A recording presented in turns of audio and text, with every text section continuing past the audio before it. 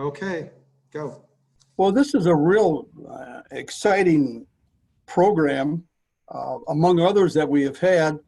Today's is very interesting because the person I'm about to introduce, I had the opportunity to hire, but I also sat under him as a student of some of the most extraordinary instances of personal experience in foreign affairs that I've met in my entire life. Mark Tokola is the VP for Korea Economic Institute of America. He was at the State Department for 38 years, and he had postings in Iceland, Mongolia, South Korea, the Hague, the UK, the U.S. mission to the EU in Brussels. He was a director of the Iraq Transition Office in Baghdad from 2007 to 2008.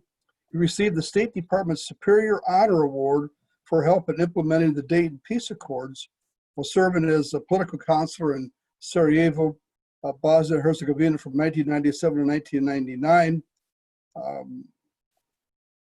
He and I both used to get into the office early. And Mark got on there early so he could get an early start, but I got there early so I could go in there and have coffee or tea with him and listen to some of the most incredible stories. But here's a man that could write a James Bond movie, but he can't talk about it because he's sworn to secrecy. So that's a real compliment. Mark, we are just thrilled to have you here with us today to share with our students and the broader audience. You're talking today about the State Department and the politics of foreign policy and also trade policy. So the floor is yours. And as we talked earlier, people always enjoy lots of stories. Glad to have you with us today, Mark. Yeah, thank you, Don. It's great to see my old boss again. And I'm going to say I learned a great deal from you, including the value of writing thank you notes. So working for you is education itself, and it's good to see you again.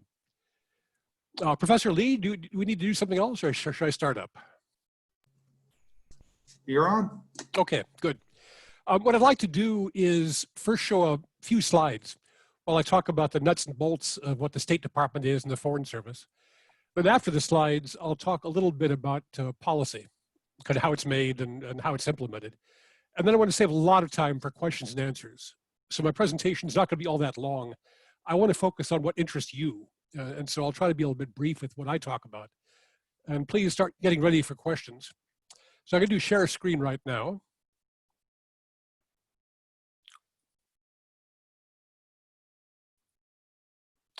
And I hope that's working. This is a mega topic, and so there's lots of ways to talk about the State Department and the politics of foreign and trade policy. I'm going to interpret politics broadly to mean not just Republican Democratic Party politics, but also the process of how the State Department works with Congress, the military, the intelligence community, the public, and others. What I'm going to give you is a very personal, anecdotal view of the State Department. I'm going to talk about the parts where I worked, and so please don't take this as an overview of state. It's just based on my experience. The strengths and weaknesses of the system, I'll talk about current challenges, which are great. I also should caveat that I retired in September 2014, so I admit that some of what I say may be out of date, but I'm still in touch with colleagues, retired and still active, and so I have some insight on what's happening these days.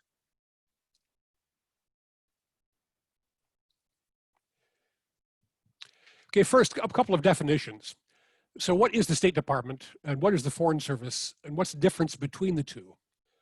So the State Department is the senior US executive agency. It was founded in 1789 as the Department of Foreign Affairs. But that same year changed its name to the Department of State because it was given additional responsibilities. It was supposed to manage the US Mint, it was supposed to conduct the census, and it's the keeper of the Great Seal of the United States. That's all changed over time, but the name hasn't, so it's still the Department of State rather than Foreign Affairs. One thing that has not changed is the State Department is still a custodian of the Great Seal. You can actually see it physically in public areas, the State Department headquarters, where they still use it to seal official documents. As the senior agency, the Secretary of State is the fourth in line of succession. So if anything were to happen to the president, first the vice president's up, and then the Speaker of the House, then the President pro tempore of the Senate, and then the Secretary of State. A little too quick. The State Department conducts the foreign policy of the U.S., but that's not all that it does. Its first mission, as it will tell you, is to take care of American citizens who are abroad. They refer to this as consular services. For example, I used to visit American prisoners in Turkey while I was posted there during my first posting. The basic rule of consular affairs is that American citizens are under the jurisdiction of the country they're in. So if you're an Italian visiting the US law applies to you. If you're an American citizen visiting Italy, Italian law applies. The job of consular services is to make sure that you are treated no worse than citizens of the country you are in. Consular services also help you replace your passport if you lose it. It assists Americans who are destitute or in emergencies. And the consular sections abroad also issue visas for foreign visitors. Another job the State Department has is to help American business. So the job of the Department of Commerce's Foreign Commercial Service, or the FCS, is to help individual American companies with individual cases. But the job of the State Department is to conduct trade policy. So the FCS makes sure individual companies get fair treatment. The State Department makes sure all American businesses get fair treatment. So foreign policy covers all kinds of topics: peace treaties, radio frequency negotiations, airport landing rights, maritime affairs, presidential visits, anti-narcotics, you name it. So embassies get involved in all kinds of things because they represent the entire US government. Now, the United States Foreign Service is not exactly the same thing as the State Department. So state is largely staffed by Foreign Service, but not entirely. The Foreign Service has its own personnel system, which has its own hiring procedures, ranks, pay, discipline, and retirement. The head of the US Foreign Service is not the Secretary of State, but the Director General of the Foreign Service. The system is very much like the military system. FSOs are commissioned by the President and they serve at the pleasure of the President, as do military officers. During your careers in the Foreign Service, you receive orders to overseas and domestic postings. And like the military, if you don't promote at a certain speed, you can be deselected, which means you're out. So the legal basis of the Foreign Service is the Rogers Act of 1924, which merged the old US Diplomatic Corps and the old US Consular Corps into a senior organization called the Foreign Service. But the Foreign Service, as we know it, was created in 1946. The last time it really changed was in 1980, when the Foreign Commercial Service and the Foreign Agricultural Service were created and moved out to the Departments of Commerce and Agriculture. What this slide shows you is the 6 current foreign affairs agencies. So of course, there are other departments like Treasury that have activities overseas, but these 6 are the ones that are staffed by what you can call the Foreign Service. So we have state, we have USAID, we have the US Agency for Global Media. What that really is the Voice of America, Radio Free Asia, other broadcasters. Then there's the USDA, the Foreign Agricultural Service. Their job mostly is to promote US agricultural exports. US Commercial Service, as I mentioned, is the Commerce Department's overseas operation to help companies. And the last one, APHIS, is the Agricultural and Plant Health, Animal and Plant Health Inspection Service. Also part of Ag, but they're stationed overseas to make sure that animals and plants being imported to the States are safe. The main fact I'd like you to understand about the Foreign Service and the State Department is how small it is. This is a chart that shows federal employment by agency. You can look and you'll find state down toward the bottom right corner in the number of people that it employs. So there are about 8,000 Foreign Service officers. About 5,000 of those are your traditional political and economic officers. So relatively, how small is that? Well, to give you some idea, there are more people in US military bands than there are in US Foreign Service. Or to put it a different way, there are more US military lawyers than there are Foreign Service officers. So it is a small organization. And those 5,000 people have to staff over 200 overseas embassies, consulates, and missions, as well as the State Department headquarters in Washington. The State Department had more employees in 1950 than it does today.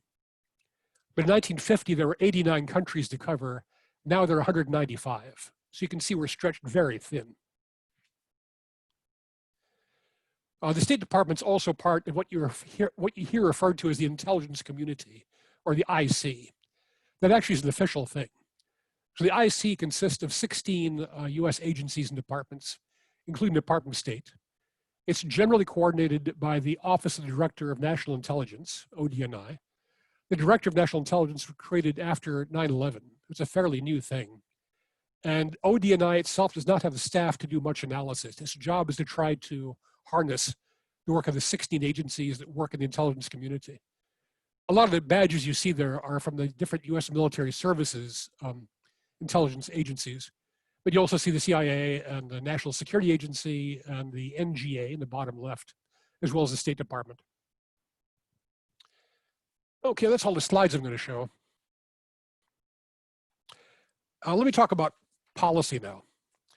So foreign policy is directed by the president. It comes out of the White House. But of course, there's different levels of policy. There's big policy and small policy. So if it's a big issue like, do we negotiate a peace agreement with the Taliban? That's run by the White House.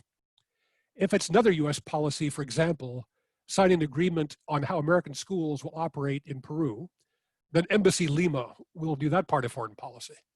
So between big policy and small policy, it sorts out different levels of government. But eventually all comes down from the top. You know, if the White House is interested, they're in charge. As Henry Kissinger said, the Secretary of State should never see an issue that's not difficult. If it's not difficult, it should be handled at levels below him or her. The Secretary's job should be to deal with difficult policy. The basic function of the State Department is to communicate effectively and accurately. So the State Department's job is to make sure that foreign governments know what US foreign policy is and why it is what it is. And they also have to interpret back to Washington what foreign governments' foreign policies are. So constant communication at the capitals is the key. The number one rule of diplomacy is no surprises. It's rarely in anyone's interest to surprise anybody. So we want foreign governments to know what the US is going to do and why. We want Washington to know what they're going to do. That's in everyone's interest. So communicating accurately is a very big part of it. Then below that, the job of a foreign service professional is to give the best advice you can on what policy ought to be, but then to execute the orders you're given. So in that regard, it's like the military or like being a lawyer. Your job is to give your client the best advice possible. But when the client decides, or when the boss decides, like the president, then you execute the orders. Nobody wants to sabotage policy once it's settled. Everyone who works in foreign policy agrees it's better to implement a policy you disagree with well than to create chaos by deciding what you're going to carry out, what orders you're going to ignore. It does not work that way. If you find yourself in real disagreements, the appropriate course is to resign. And that happens. It's not just now, it's going back for as long as I've known the Foreign Service. So for example, we had more Foreign Service officers resign because they couldn't stand our lack of action in the Balkans, in Bosnia, than resigned over Iraq. We had about 13 people leave the Foreign Service because they knew what was happening in Bosnia and they could not urge enough for the White House to get involved. In Iraq, a lot of Foreign Service officers felt it was wrong to get involved, but about 7 resigned over that issue. So resignation is the appropriate course, not to sabotage policy. In terms of policy advice, the role of the State Department in big policy planning has been in decline for many years. In the 1950s and 60s, the State Department was the place in the US government where the future of the world was being looked at, what it meant to the United States. In recent decades, that thinking has been done by the Defense Department, partly because we're so thin at state, as I mentioned earlier. There aren't the people to take the time to do big policy planning. Sometimes it happens when you've got individual strong policy planners. But these days, when you want to look in the US government to see what the world is going to look like in 30 or 50 years and how to prepare for it, that thinking is done at places like the Army War College in Carlisle, Pennsylvania, or the Naval War College in Newport, Rhode Island, or National Defense University in Washington, D.C. They have time to think, and I'm glad they do. One virtue the State Department does have is vigorous internal debate. So the state's always been very disciplined about having lively arguments inside the walls, but having those not spill out into public. So once policy is made, then you follow your orders, then it's agreed to. But internally, you can actually have pretty strong disagreements, or used to be able to, and actually be able to thrash out policy. There's even a formal system that used to exist, I hope it still does, called the dissent channel. So if you're a Foreign Service officer and you really think something wrong is happening, you can write a dissent channel message and the Secretary of State will read it, or used to. Like I said, I don't know how that works today. So that system always worked. In the interagency process, it's also fairly disciplined. So you have groups that try to set policy. Now, for trade policy, it's determined by the Office of the United States Trade Representative, USTR, which is part of the White House. USTR is a small organization, and so what they do is they convene meetings of agency representatives to try to listen to everyone and then to sort the policies, usually by consensus. So you'll have a trade policy review group, TPRG, chaired by USTR, but then you have the State Department, Commerce, Treasury, Agriculture, whoever else needs to be involved. They're in the meetings to try to decide what to do. So once the TPRG decides on a course of action, then it's recommended up, gets approval. That process, again, has been quite good about not being too transparent. When you talk about classification processes, there's basically three reasons that the government classifies documents. One is good manners. You want to be able to give your leaders an accurate assessment of people you're dealing with. So if you think that a foreign leader or a foreign minister is not well, an alcoholic, not being listened to by his own president, you need to share that news. You're not going to do it publicly because that would embarrass that person. So you classify the document that gives your true assessment. The second reason to classify something is if you're just trying to figure out what to do and it's an option. So like as I was saying earlier, you've got dissent inside the government discussion. So you want to be able to look at all the possibilities from war to surrender and everything in between. If those documents were made public, somebody would take it and say, the government's thinking about doing this or plans to. So you don't want to share your internal thinking outside because it would confuse people about what policy is. The third reason is so you can negotiate. If you're going to negotiate a trade policy agreement with a foreign country, you want to hold your cards close. You don't want them to see what your real bottom line is because you're haggling. So that's the reason to classify. Another State Department dynamic to mention briefly is headquarters to field relations. Generally, the State Department is headquarter driven. So decisions are made in Washington at the State Department, and then they're given to the embassies. The embassies can give their views, they can recommend, but ordinarily things happen in Washington. There are exceptions. There are some embassies that are so big, such as the ones in London or Tokyo, or the US missions to the United Nations or the European Union, that the State Department will look to them for policy advice and guidance because that's where the expertise is. But generally, it's headquarters driven. That's different from the military. So in the military, the Defense Department, Pentagon, defers to commanders in the field to make decisions. So it's a very different kind of dynamic. And so what happens? If you have an embassy that disagrees with a commander of a US military base overseas, and they've got to settle their difference, the State Department, the embassy will always try to kick it back to Washington to settle it.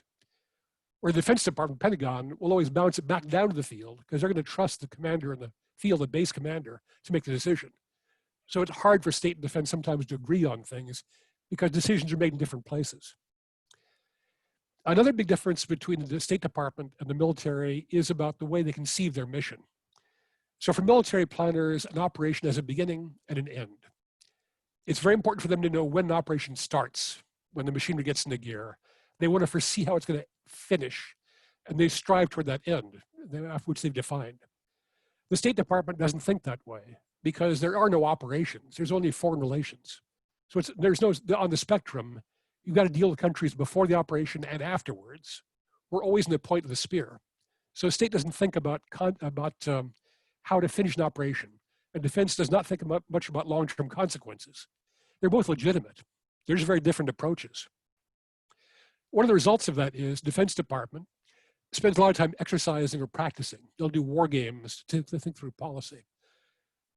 For State Department people, a war game doesn't make a lot of sense because, like I said, they don't think in terms of conclusions, just ongoing relations.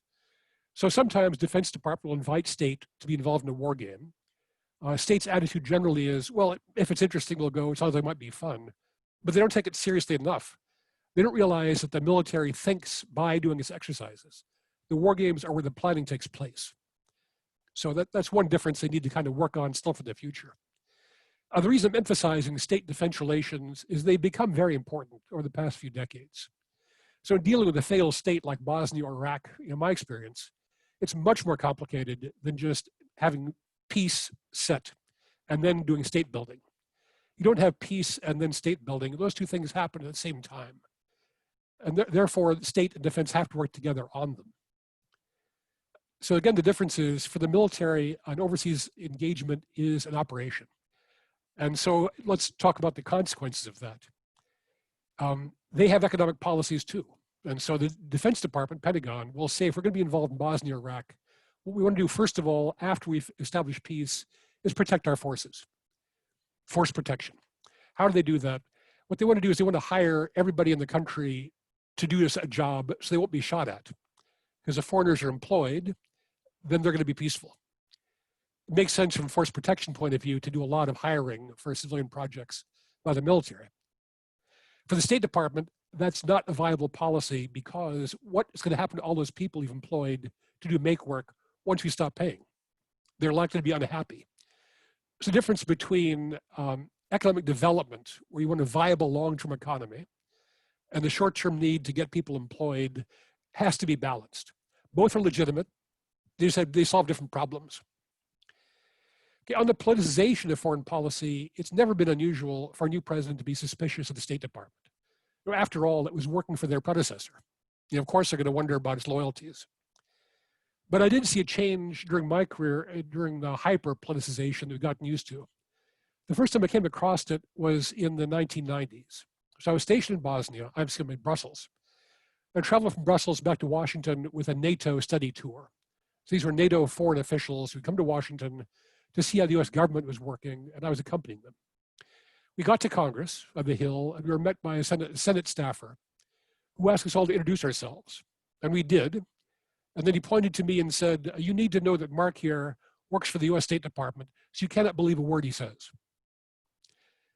I was shocked. It was the first time I'd run into how partisan foreign policy had gotten in Washington. And it was very unhelpful. I thought it made both the State Department and Congress look bad in front of foreign visitors. I did not get that. There's always been a mix of political appointees and career ambassadors. So roughly in the past, about half the ambassadors for the US overseas are career diplomats, and about half are political appointees. In my time, I worked for 14 ambassadors. I worked for 7 political appointees and 7 career diplomats.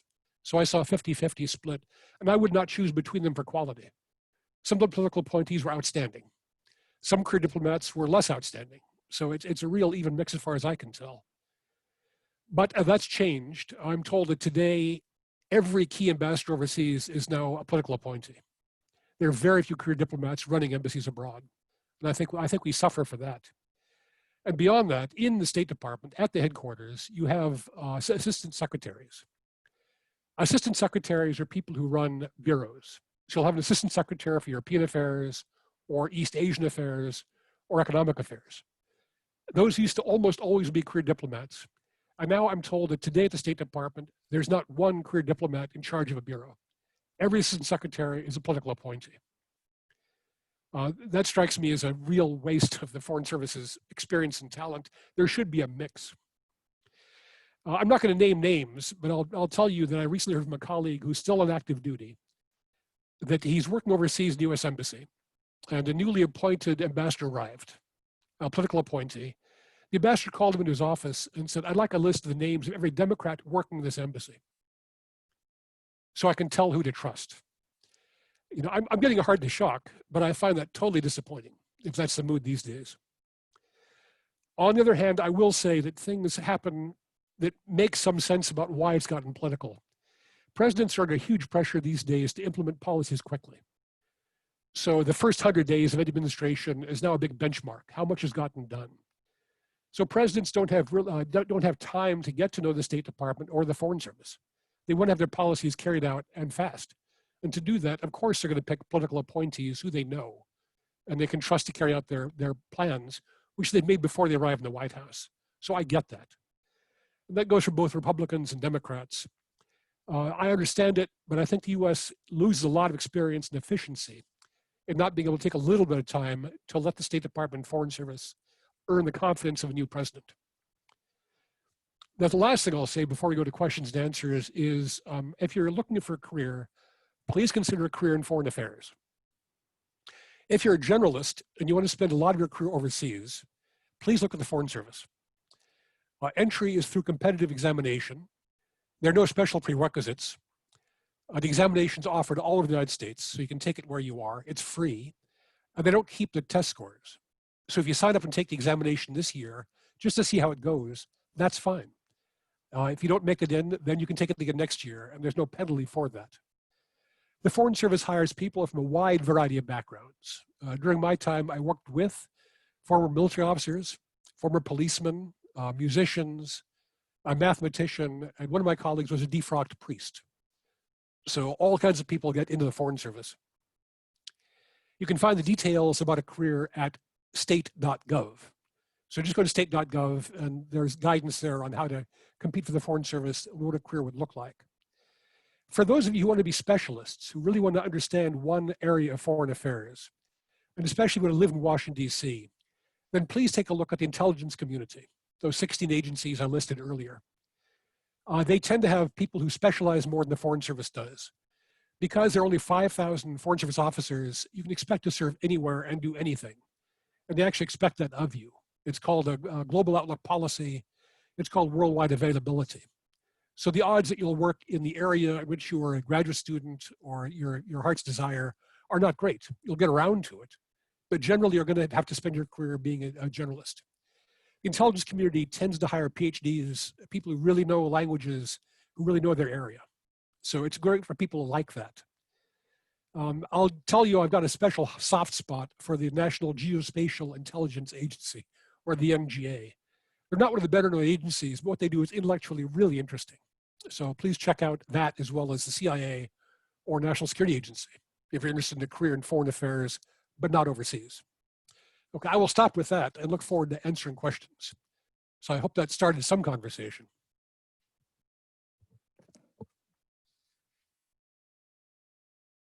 You're muted, Don.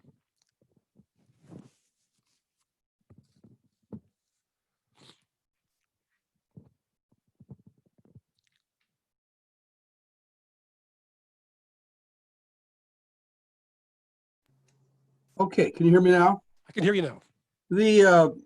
You've had a remarkable and extraordinary career. And I wasn't kidding when I talked about you could actually write a book about what you did. But I want to take a few minutes to take you through your career. When did you decide that you wanted to get involved in international relations? Yeah, that goes all the way back. I'm a first-generation immigrant. My parents are both from Finland. So I was born in the States, but all of my relatives and my parents were Finnish. And so for me, having relatives go back and forth between Washington State and Finland seemed normal. So for me, overseas never seemed like I was overseas. I always thought of other countries as being just another country like the US. So it didn't seem foreign. Then in 1972, I went to visit my cousin's husband, who was a Foreign Service officer assigned to Geneva. I was traveling to Finland, and on the way back, I went to see him. And he showed me his office, talked about his career. I thought, boy, that's for me. That looks just great. So from then on, I was dedicated to try to get in the Foreign Service. I was lucky to have done so. So I picked my undergraduate school because it had unusually good luck of getting people past examination those days. So lifelong ambition. And then you took the Foreign Service exam. Right. Somewhere along the line, you married and had 4 kids, and you took the kids with you to the different more than taking with me, they're all born overseas. So, tell us about that. Yeah, one way I'm unusual in the Foreign Service is that I spent the last 25 consecutive years of my career overseas. So I did not come back to headquarters to work. I liked being abroad. I was able to stay abroad. That's unusual. Now, most postings are 2 or 3 or 4 years. And the Foreign Service assumes you'll spend 2 tours overseas and come back every 3rd tour. That's the usual pattern. And technically, you're not supposed to be overseas more than 13 consecutive years, but they made an exception for me. So we were abroad a lot. One of my bosses said there's 2 kinds of FSOs, those who want to do policy and those who want to do diplomacy. If you want to do policy, you stayed Washington, because as I said, it's headquarters. If you want to do diplomacy, you stay overseas. And that's the part that always appealed to me. So joined the Foreign Service out of undergraduate school, took the test 1976, joined the Foreign Service and got married the same year, December 1976. My wife is a physician. She's a pathologist. She went to medical school at Case Western Reserve, and the two of us spent our entire careers overseas. She worked on tropical medicine, African sleeping sickness, malaria, worked on public health in Mongolia, HIV/AIDS. So she had a great career of her own. She was the first American to earn a Marie Curie Fellowship in the European Union when we were living in Brussels. So that was great. It worked out very well compatibly. And along the way, we had two children. Our oldest and youngest were born in Brussels, and the twins, the middle two, were born in Scotland. And they did not come back to the United States until they started college. They lived their entire lives overseas. Wow. Ron, go ahead. We could spend hours talking about Mark and his background, but I know you've got questions from our students there. I have some, but I'll reserve those. Here's a question from a student. FSOs are often criticized for acting for the interests of the countries in which they're serving. Why do you think that? I mean, is that an accurate statement? And why do you think that is? What might be the factors? Totally bogus. It actually upsets me with that question because it's not true. People talk about that. The opposite is as true. A lot of times when you're serving in a country, you see its flaws, and you're actually less happy with your host government than people in the United States are, because you know what's going on, and sometimes it's not in our interest. The confusion is because, like I said earlier, your job is to relay the views of that government back to Washington. So you need to get to know your foreign counterparts, listen to them carefully, understand where you are, and then to accurately relay that to Washington, explain the consequences. So you need to get inside the culture and understand it. But that does not mean you're ever going to lose track of U.S. national interest. That's all you ever talk about at the embassy and with your colleagues is how do you promote U.S. national interest. I've never met a Foreign Service officer who adopted the views the country was serving. Usually the opposite, but hopefully you're neutral. Could you talk a little bit about what you see as the qualities that would be necessary to do the job of Secretary of State well? And maybe give some examples of secretaries of state that you think have been particularly effective in influencing foreign policy? Sure. It's a good question and one I could talk about a lot. There's different qualities you look for. Some secretaries of state I think are great because they care so much about the institution.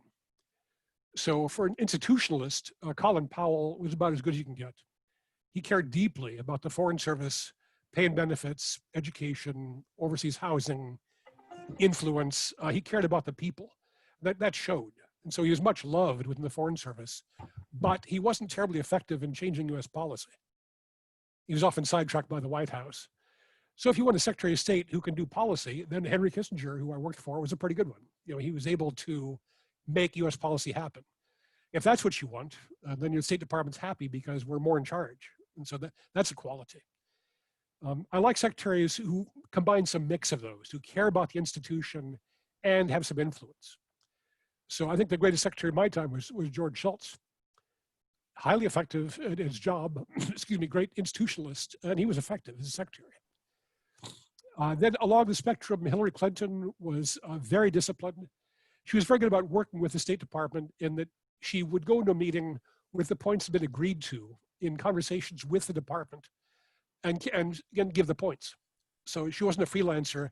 She worked things out ahead of time. That was welcome.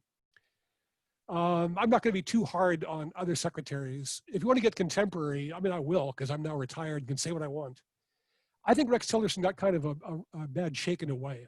If you read the Woodward book, and I know personally because I talked to people at Exxon who'd worked with him. When he was appointed secretary, I talked to Exxon folks and said, what was he like as a CEO? And they said Tillerson's great strength is he spends a lot of time carefully picking people to work with him. And they lets them have their way. That's a terrific leadership technique. And that was promised but not delivered. So Secretary Tillerson never actually got to choose his own staff. Despite the promise, the White House interfered. They wouldn't let him hire people he wanted to hire, and they've pushed people upon him. So he never really had a chance in that regard. What I will fault him for is unquestionably trying to execute the White House orders to cut the State Department budget by 35%. That's what the White House called for. As I've mentioned, the State Department's a tiny organization. 35% wouldn't matter much in the federal budget, and it's on a shoestring anyway. used to discuss whether we could subscribe to a magazine or not, whether we had the budget for it. So the state is very thin, and the idea of trying to cut the budget without questioning struck me as not looking very carefully at his institution. To do the carrying out of the orders, he hired some business managers to come in to look at the way the State Department operated. And being a former businessman, these were business analysts he knew. They looked around, and the conclusion was the State Department was not turning a profit, basically. The State Department hasn't turned a profit in 230 years. It's not a profit-making organization. But that was their sense of how to be efficient or not be efficient. So it's been rough recently. Secretary Pompeo is a brilliant man, well-educated, effective, but also very domestically oriented. He's very interested in the way US policy decisions play domestically in politics. I don't think that's in US long-term interest. Foreign policy needs to be longer looking than what's going to make the newspaper headlines today, what the public will like today. So that's not great. So Schultz, my favorite. Powell, good for his reasons. Kissinger, powerful. You take your pick.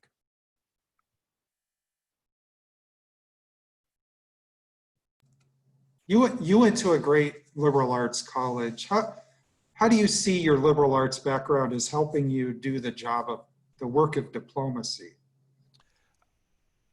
I think it's been indispensable. I mean, what a foreign service officer has to do is to be able to take a look at a lot of information he's never seen before, she's seen before, figure out what it means, and then explain it in clear ways.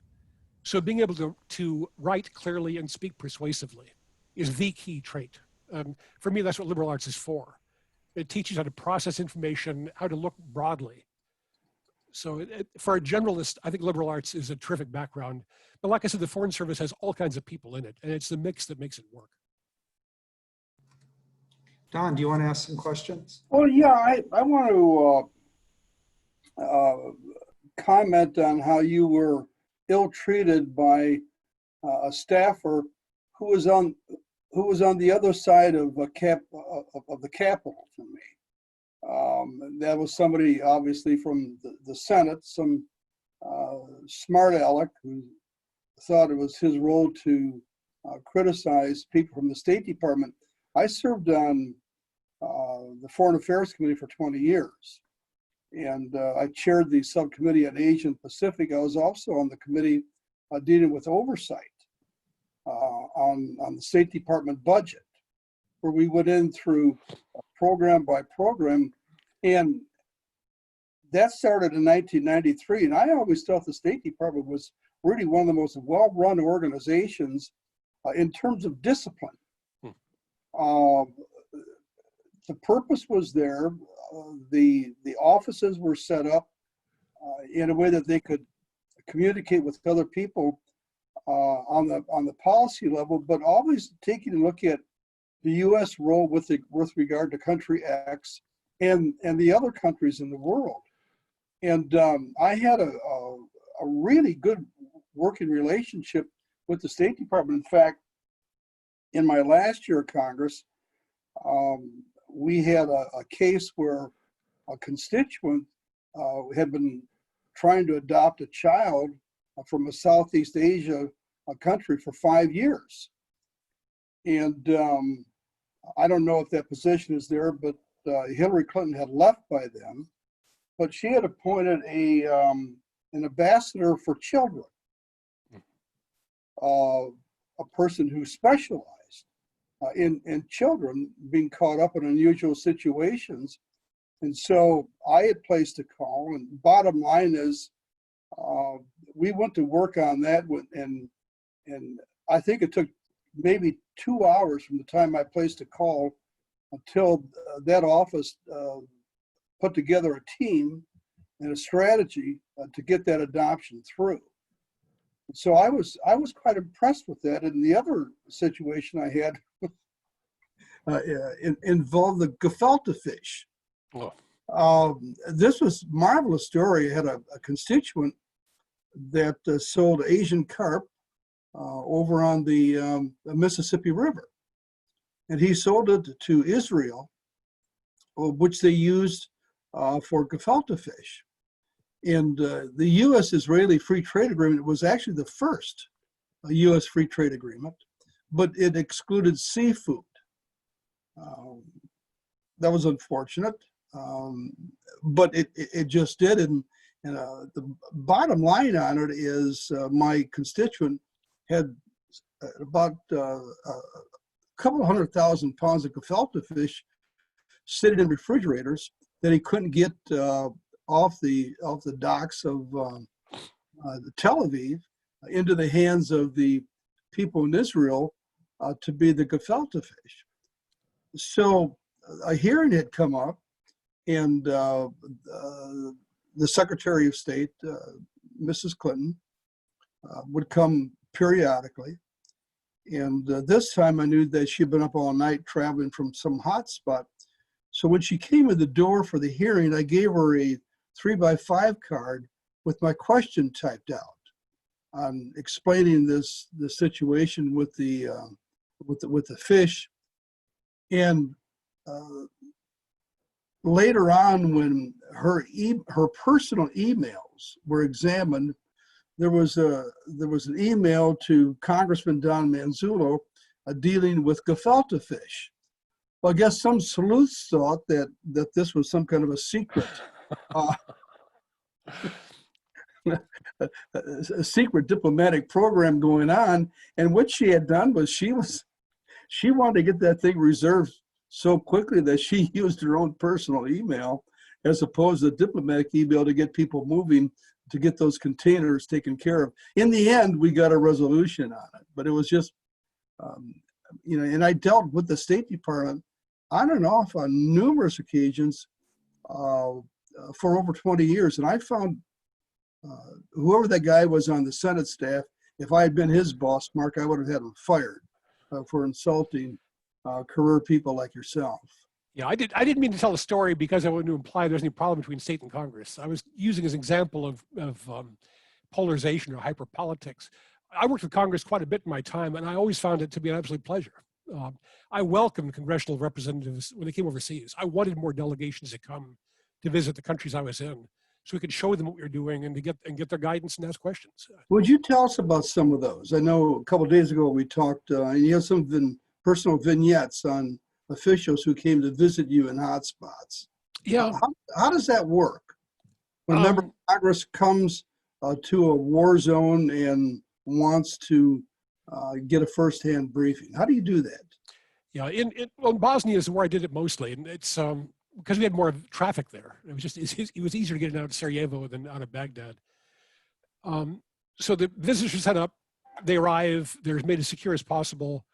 We would tend to do a briefing inside the embassy where they would ask good questions. We would talk. We would try to explain what we were up to, and then we'd sometimes travel. I had the opportunity of traveling around Bosnia in a helicopter with Senator Biden, and always found him to be very good about keeping track of policy, understanding it, asking terrific questions. He could be a really good listener. So it was a pleasure to travel with him. Senator Lugar, again, was just a master of foreign policy. Lee Hamilton knew foreign policy inside out. These are people whose opinions I valued. I didn't want to just brief them. I wanted to hear what they thought we should do. And so had very good experiences. So the members of Congress have what are called congressional delegations. They're called CODELs. And we would travel all over the world trying to find out firsthand exactly what's going on. Did you find that to be particularly effective? I know sometimes you would plan an itinerary for a CODEL and the whole day would get wasted or something would happen and go awry. But no, sometimes that happened. CODELs weren't always perfect, but we tried hard to set them up. Like I said, welcome, we invited them to come. And the thing I found helpful about them was that they kept us on our toes, and we would find out what interested them. So usually their constituents would give them some local problem involving trade. I remember a case of Montana coal exports that was brought to our attention. And that's great, because I want to hear what matters.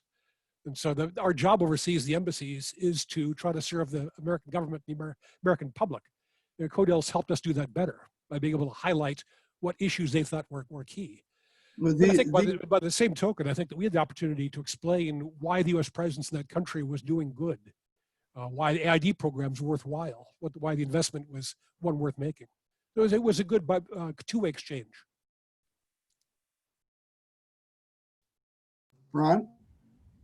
Mark, could you talk a little bit about your experience, what you did in Iraq? And in your talks, you referred to the different perspectives of, say, the State Department and the Defense Department. And how did you see that kind of different perspectives and maybe the tension between them playing out in Iraq? I have to be excused for a minute. I have to call one of our speakers coming up on Tuesday, and I'll be right back. You guys go ahead. Good. We'll talk about you. That's good. Okay. Yeah, it's really a good question, and one I've thought about a lot. We got a lot better at it. I think over time, the State Department, Defense Department didn't understand each other for kind of cultural reasons I explained earlier. As time went on, we got a lot better at trying to understand our own points of view and to show you're complementary. So there was a huge difference between Bosnia and Iraq. This is, again, a personal view. I'm not speaking institutionally. Bosnia, we were better at. The main reason was because we were there not by ourselves. Our allies were there. So in Sarajevo, we had not just the US government. We had the European Union, we had the European countries, we had the United Nations, we had the OSCE, we had the Council of Europe, and we had a family of international involvement. And that let us do things cooperatively. There's things the US government just is not good at. For example, legal reform in Bosnia. Well, Bosnia's got a European legal system. So it made a lot more sense for the European Union to be working with the Bosnians on trying to make their legal system better than for the US. So because you're part of a group, we were much more effective, I think.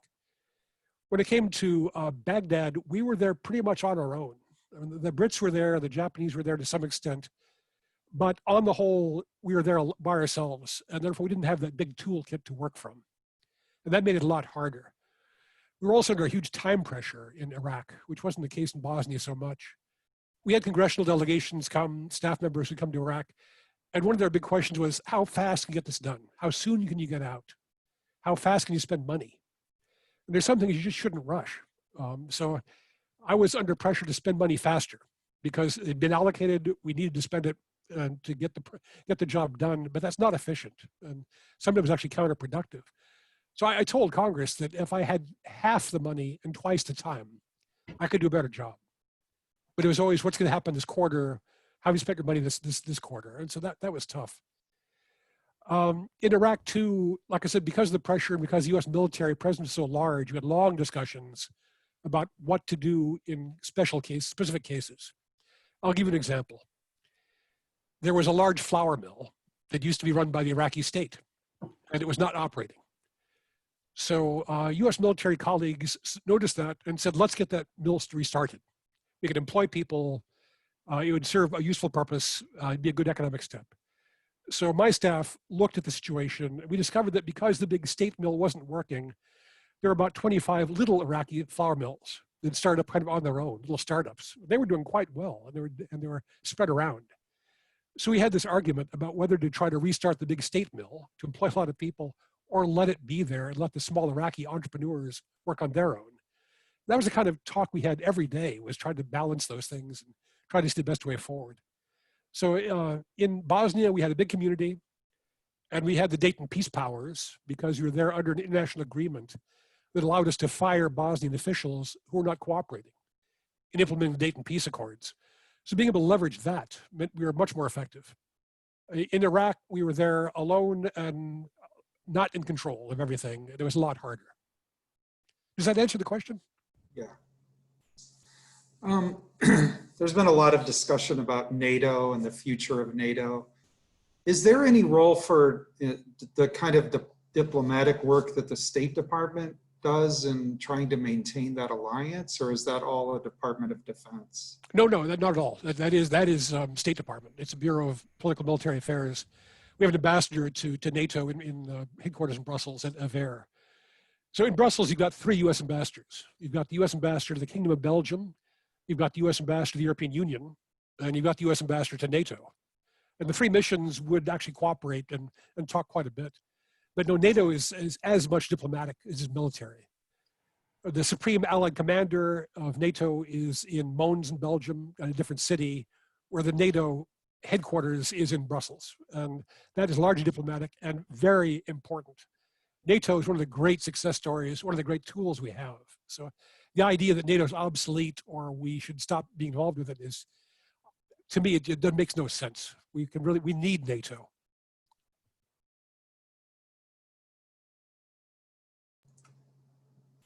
I have Oh, go ahead. Oh, another question from a student, Don, and then I'll let. go ahead, please. You talked a little bit about the kind of the shift you see in the move toward political appointees rather than career diplomats in high-level diplomatic positions abroad. Can you talk a little more about that? Some of the pros and cons of relying more on political appointees? Yeah, I mean, classically, the reason that a political appointee has special value is because they should be someone the president knows. So if you've got a problem in your country, it's a wonderful thing if your ambassador can pick up the phone and call the White House to try to get help. So the personal tie is a very useful one. Political appointees tend to be appointed for two reasons. One, because they're highly expert in what they do and they know their country and are very interested. Another is because they want to be overseas and they don't really understand what they're getting into. They see it as being kind of an adventure that they've earned by making a big contribution. Those are less useful. You know, I'll give you an example of the former. I worked for an ambassador in The Hague who is one of the world's foremost authorities on Rembrandt. She's an art history professor who knew the Dutch language, had deep ties to the Dutch art community, knew the Dutch society, knew their history. And so it made her an effective ambassador. That's a great political appointment, probably better than any career officer you could have put in that job. I'm not going to tell stories about some of the political appointees, but some really aren't very deeply aware of what the country they're in and not that interested. And then you got a problem.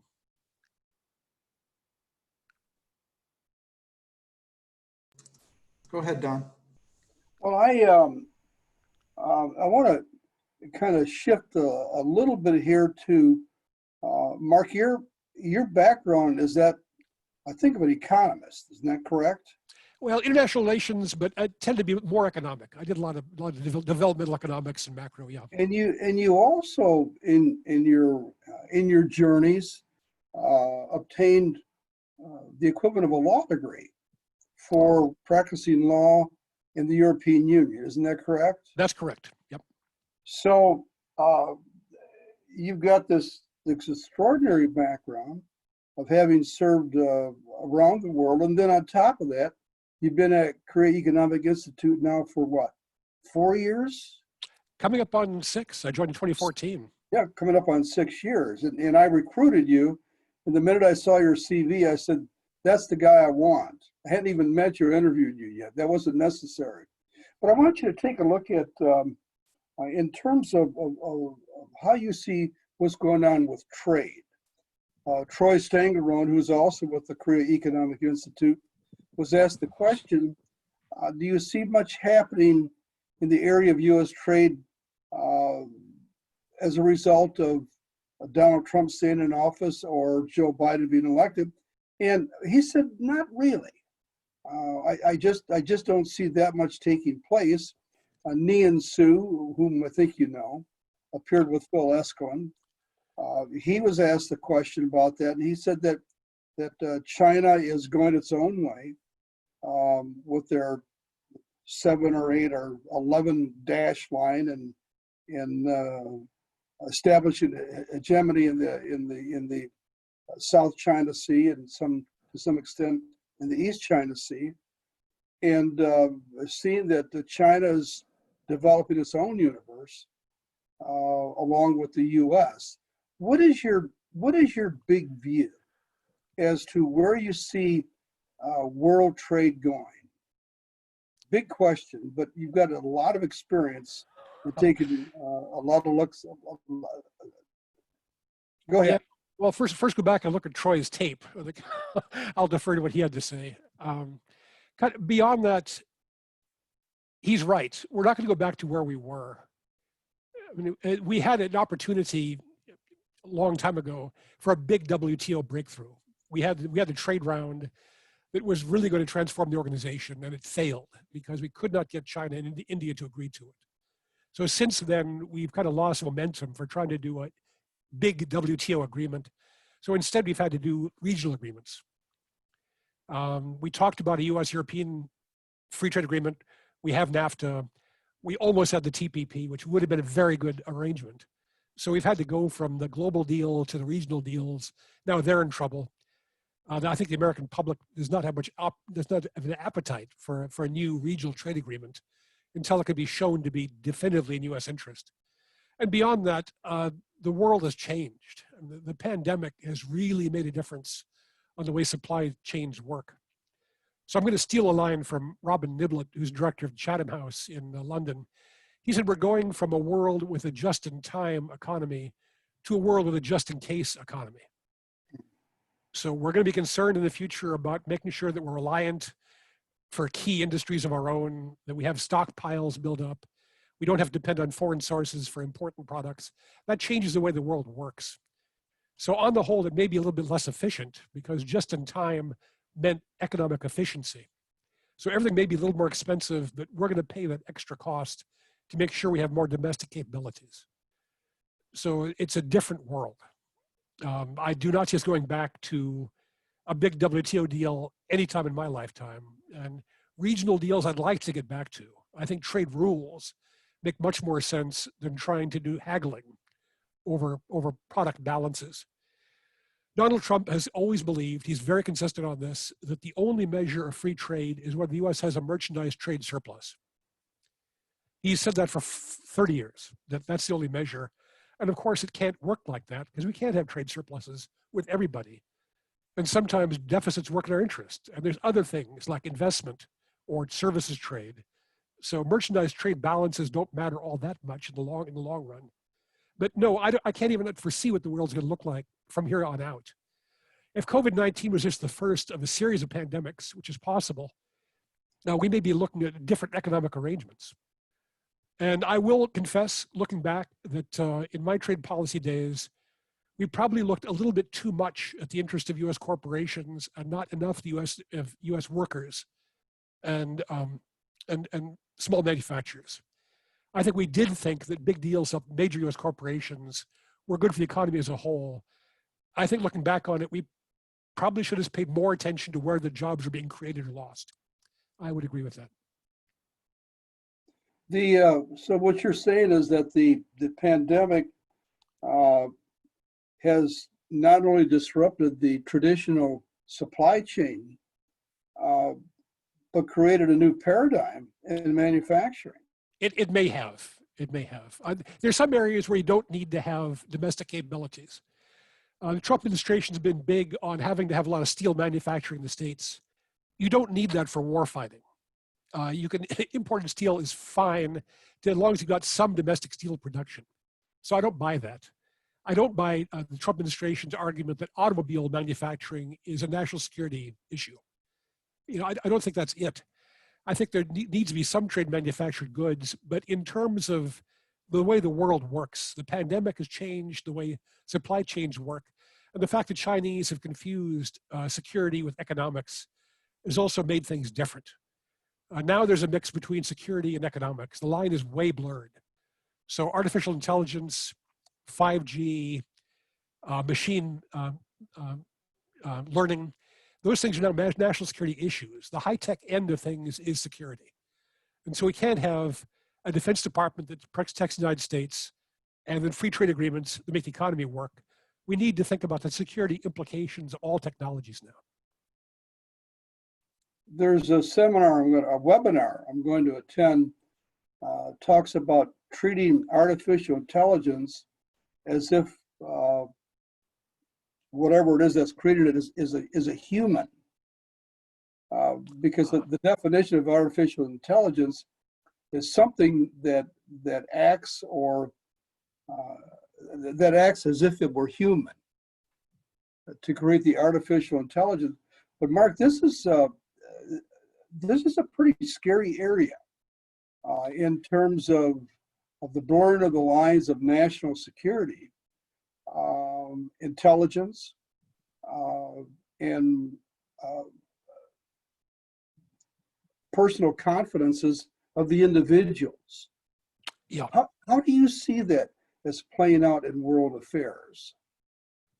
This is the eagle-eyed view from a professional. Yeah, you can't replace people-to-people contacts. You have to have embassies and missions overseas because you need to sit down and talk to our foreign counterparts. You can't do that any other way.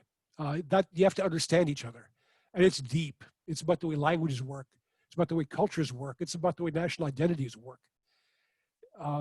You need to perceive the way our foreign counterparts want the world to be and the way we need it to be for our country. So there's no substitute for diplomacy. That's still true. But the technology, security, economic mix is one we have to think through. Unfortunately, there's some good people in the US government and certainly the think tank community that are trying to think that through. It's going to be a really key issue. Cybersecurity, you know, it all makes a difference. And what happens when you can't trust intelligence anymore? This is an issue that has been kind of capturing people's attention too. It used to be if the US government wanted to make a final argument or telling point, we'd show the satellite photograph. We'd say, here's the picture taken from space that shows there's a military base where it's not supposed to be. Once you put that on the table, that was kind of it. That was a telling argument. But now you can fake those. So the Chinese have their own commercial satellites they put up. Now they can do a photograph that shows the base is not there, that there's only trees there. So who do you believe? The US satellite photo or the Chinese satellite photo? And when you can't be definitive. So being able to earn and keep trust is also really important going forward because the evidence is no longer trustworthy. Could you talk about maybe national differences you've noticed in terms of how countries engage in diplomacy or foreign policy? Yeah, it's a fascinating area and one that's why I like working overseas, be able to see those differences. One difference I saw that kind of jumped out at me was Americans are very law-abiding. We like to think of ourselves kind of Wild West individualists, but we tend to respect the law and to follow it out. And we honor contracts. I think this is part of the Anglo-Saxon heritage that contracts are really important. If you sign one, then you're going to adhere to it. Even if it's not in your interest, you're going to adhere to your obligations. There are a lot of foreign cultures that don't see it that way.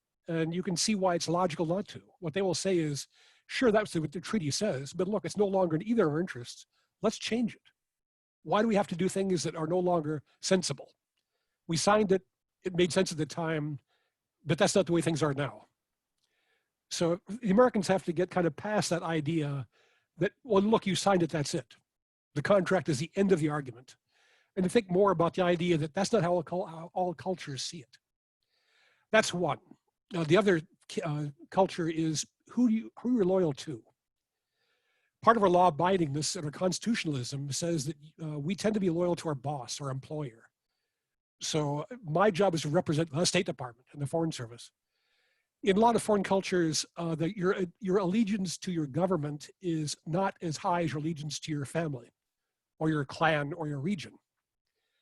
And so we'd have these discussions where you'd end up with someone helping their brother out rather than trying to help their ministry out.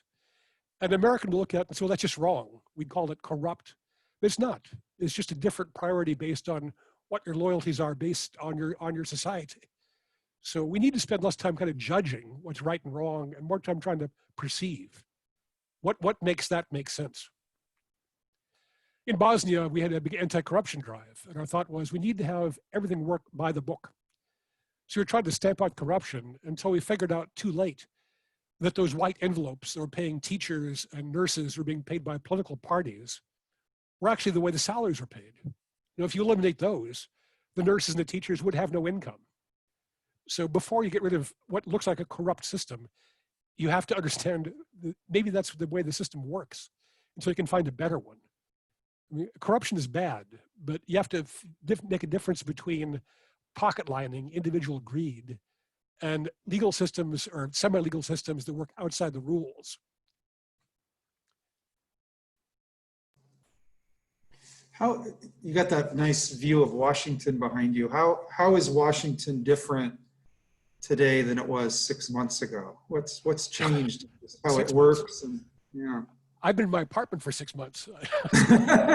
So I could be anywhere. You know, it's just, no, it's, some of the government agencies are starting to function again. Some people meet in person, but a lot of them are still working virtually. And so, no, the pandemic has just upset everything. So, I mean, I can't talk to government so much. I can talk about us. You know, what KEI is doing is we're doing a lot more virtual meetings like this one. And there's some virtues to that. We're spending a lot more time with people out of Washington. And that's kind of opening my eyes. You know, it turns out that the community of people who follow Korean policy in Washington is actually a fairly small community. It's important, but there are people that are working at the University of British Columbia or in Perth, Australia, or New Delhi who know a lot about Korea, who we're now getting to know that we didn't have time to get to know before. So it is a new world. Don, we have about 5 minutes left. Is there anything else you want to touch on with Mark? Well, Mark, I just want to thank you profusely, or profoundly, whatever the word is. Both. Because we had talked a couple of days ago about you sharing your background and your experiences, and you have shared with us some of the most extraordinary visions of how people think differently overseas that it would not dawn upon us. You know, Americans are normative. We have a standard of what's right and what's wrong. And a lot of countries don't have that standard. How can you do business with them? I mean, what's the source of agreement if they're working on shifting sands and Americans are more normative based upon a fixed standard of what's true? Well, that's why it's two-way communication, because you can show them that for us, contracts are really important. You know, so they will say, aha, now we get it. Now we understand that you're doing things that are not in your own interest because you believe you have to follow the contract. So it's a two-way process. You know, the cultural thing goes both ways. We need to show them how we work too. A lot of cultures, it's important to get to know the people. Again, a reason for diplomacy. It's because they trust you, because they've gotten to know you, not because they trust a representative U.S. government. You know, so that makes diplomacy important. I'll tell one real quick story just to kind of show how these things work. My first posting was in Turkey. And so I took the cultural course at the Foreign Service Institute so I'd have a sense for Turkish culture better. One thing they taught us was when you go to eat at someone's home and they offer you seconds for a dish, never accept the seconds the first time they're offered, because that makes you look like a total pig. So the system is they offer it, you say, I couldn't possibly. They say, oh no, please, we insist. You say, no, no, no. And they say, well, please take one more helping. And then you can say yes. This is good manners. So I learned this lesson. So one of my first weeks in Turkey, I went to a dinner, and the hostess brought this wonderful dish around again of this great Turkish dish, peynirli börek. She said, would you like some more? And I said, no, thank you. And she took it away. I never saw it again. Because she'd basically taken the US course. It's Americans say exactly what they mean. So if they say no, they mean it. So it takes time to find that balance. Well, that's a great note to end on. Mark, I just want to thank you for spending an extraordinary hour and 15 minutes with us here at Rockford University. We have a lot of students, international students, with about 118 students from 18 countries, and the full-time enrollment is what, about 900, Ron? Is that correct? To 1,000? Over 1,000 now, yeah. It's over 1,000. So a good percentage of our students are from foreign countries. We have one student who's in Mongolia, and another one who is in Cairo. Is that correct? Yep, Cairo. And they've not been able to get back to the United States today, and they may be watching the show by Zoom, but they know it's recorded. So instead of staying up all night, they'll get their sleep and get it in the morning. Oh, the person in Mongolia is fortunate. Ulaanbaatar was one of our favorite postings. Thoroughly enjoyed working in Mongolia. I still belong to Friends of Mongolia here in Washington, D.C. It's a great country. Okay. Okay, let me just say too, if there are other questions, I'd be happy to answer emails from students. So I think both you and Professor Lee have my email address. If anybody wants to ask anything, I'd be happy to try to answer it by email. Okay. Thank you so much. Appreciate it so much. Thank you for your time. Well, thank you. Thank you for your patience. Yeah. Bye.